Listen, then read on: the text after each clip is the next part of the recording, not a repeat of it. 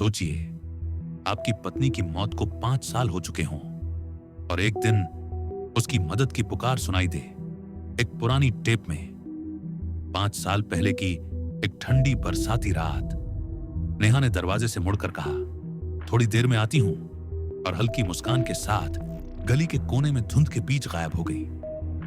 वो उसकी आखिरी झलक थी। उस रात पुलिस को बस एक टूटा हुआ फोन और खून से सना दुपट्टा मिला। कोई गवाह नहीं, कोई और सुराग नहीं। केस बंद कर दिया गया और रोहित के लिए जिंदगी एक लंबा अंधेरा बन गई। आज 5 साल बाद रोहित पुराने बक्से साफ कर रहा था। अलमारी के कोने में उसे एक छोटा पैकेट मिला।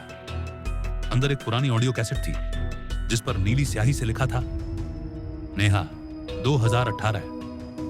दिल की धड़कन तेज होती गई। कैसेट प्ले होते ही स्पीकर से हल्की खड़खड़ाहट आई और फिर एक जानी पहचानी आवाज, रोहित प्लीज मुझे बचाओ। इसके बाद एक चीख और फिर सन्नाटा।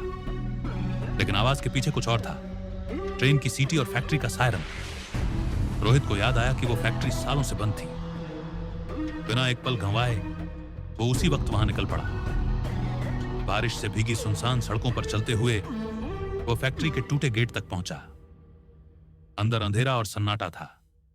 सिर्फ उसकी टॉर्च की किरणें पुराने जंग लगे मशीनों पर घूम रही थीं।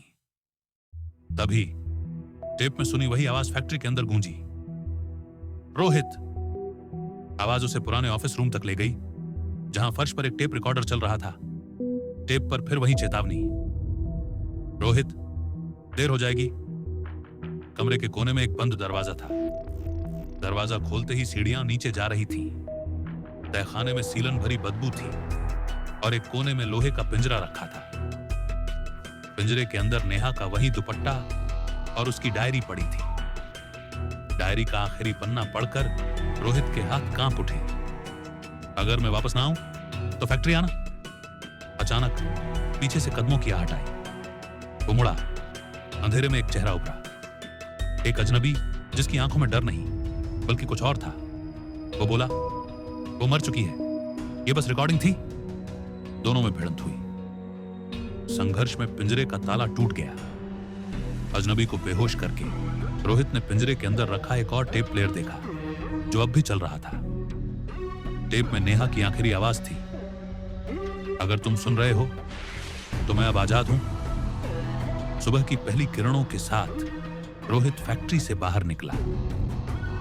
सालों बाद उसे लगा जैसे कोई बोझ उतर गया हो। लेकिन उस टेप के आखिरी 3 सेकंड में किसी ने फुसफुसाकर कहा, अब तुम्हारी बारी है।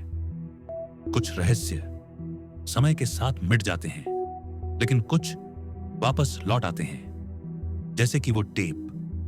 कौन था वो अजनबी? नेहा सच में मर चुकी थी या कहीं वो अब भी जिंदा है? और अगर टेप सच कह रही है तो अगला कौन होगा? सोचिए, अगर ये टेप आपके दरवाजे पर आ जाए